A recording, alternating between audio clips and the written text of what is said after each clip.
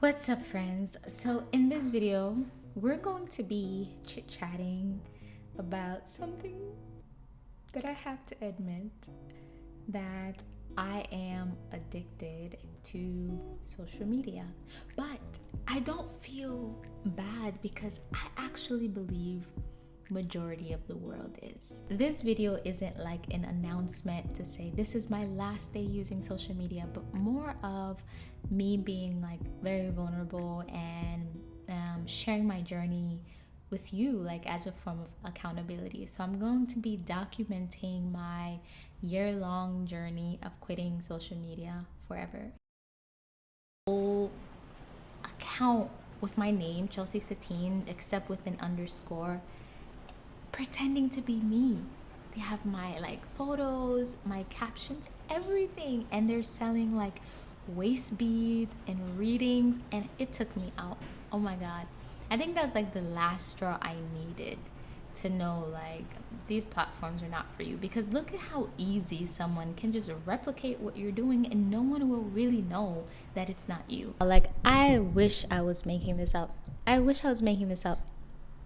And then like, thank God for my husband, because and then let me tell you the worst part. Like, we contacted Instagram and they said, sorry, this person is not breaking any rules.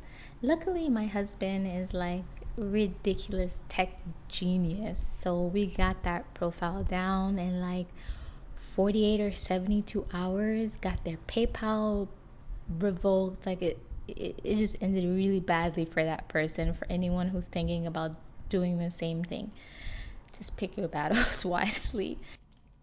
I grew up in, I don't really know life without social media. Like, I'm in my 20s. So when I was growing up, there was MySpace, there was Skonek, Vine. Like, I don't really know. Oh, there was AIM, like instant messaging, which I suppose is like a little bit different than how social media is today. So I don't really know life without social media, and that's pretty weird to say. But I was reading this book, and I've been just reading books about social media and really understanding how it's engineered and the way that it causes addictive behavior and the impact on our brains in the long term. I'm going to read a passage for you from a book called 10 Arguments for Quitting Social Media. And this is by someone who worked in Silicon Valley, who really understands how these platforms work. So, addicts can try to hide an addiction, especially from themselves, but often it shows. Personality changes. The deeply addicted person's rhythm becomes nervous, a compulsive pecking at his situation. He's always deprived, rushing for affirmation. Addicts become anxious, strangely focused on portentous events that aren't visible to others. They are selfish, so wrapped up in their cycle that they don't have much time for others. They don't have much time to notice what others are feeling or thinking about. There's an arrogance, a fetish for exaggeration. Lows. Child, listen,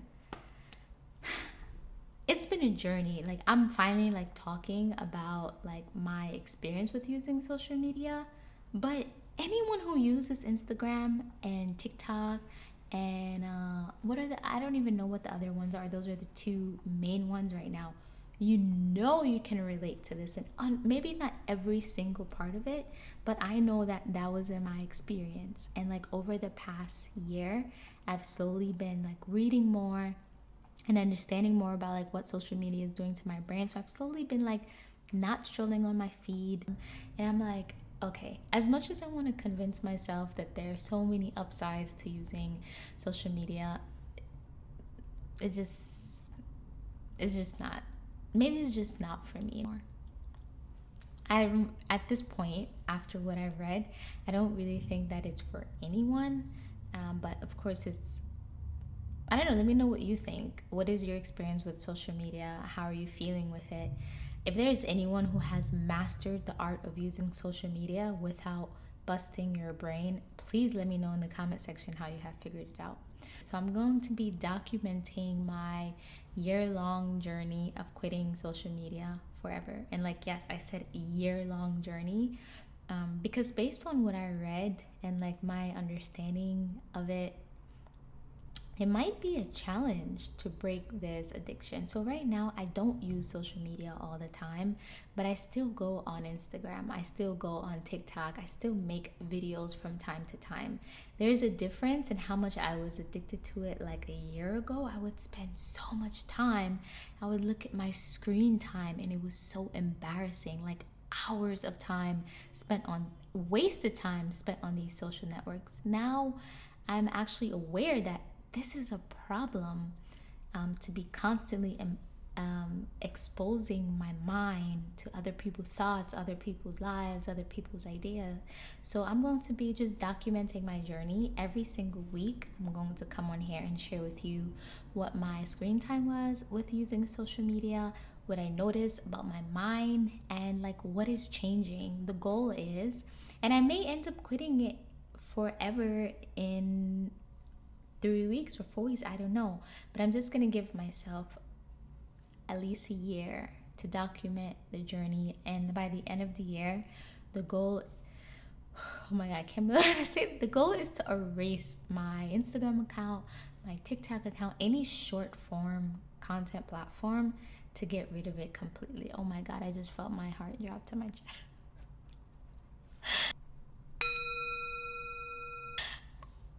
It's so strange because I feel like I've worked so hard towards building these platforms and sharing my journey and sharing my story. So it feels kind of strange to be getting rid of them.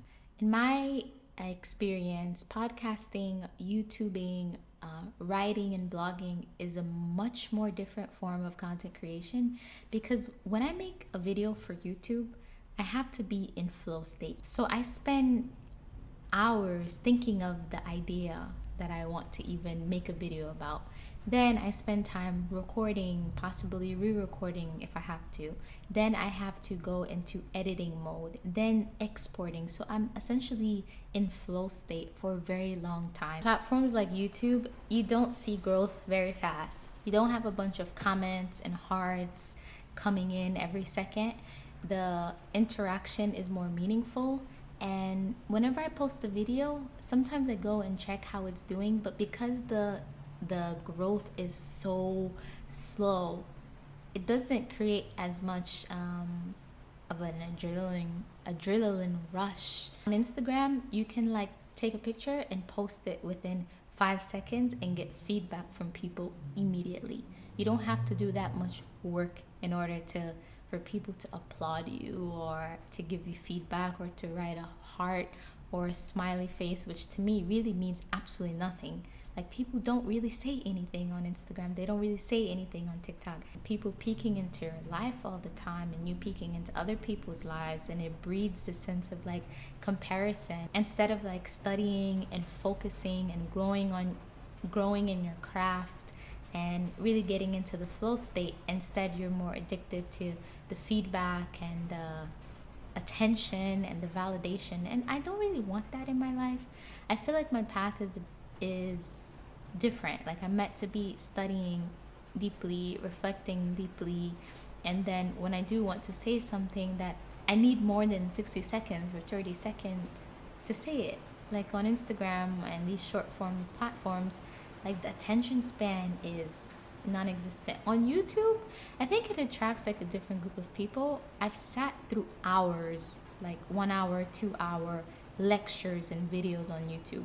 If you don't have an attention span, most likely you won't be able to sit through a long video. And I see what it has done to my mind.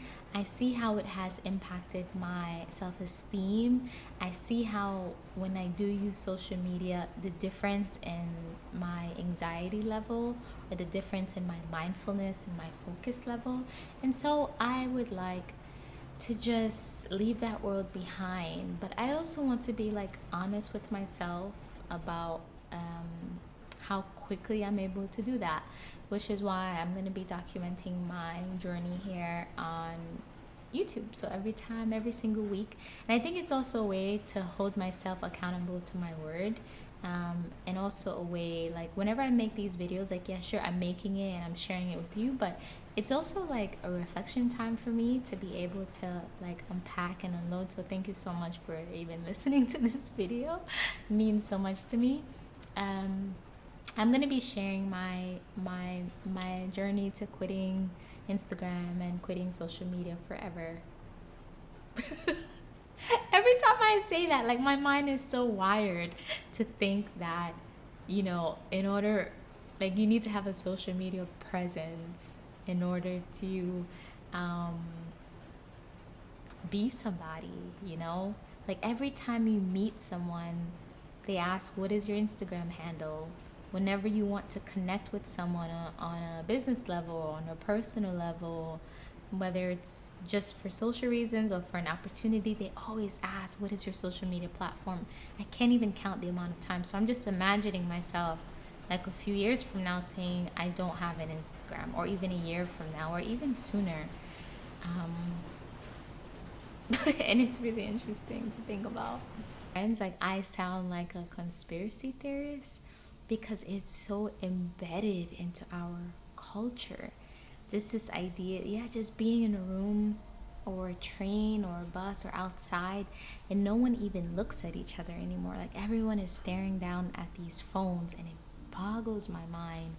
I I I, I don't even know what's going to happen to the world 10 years from now. I think by that time I want to be in like living in my little house with my family in a forest, because I don't want to be a part of it.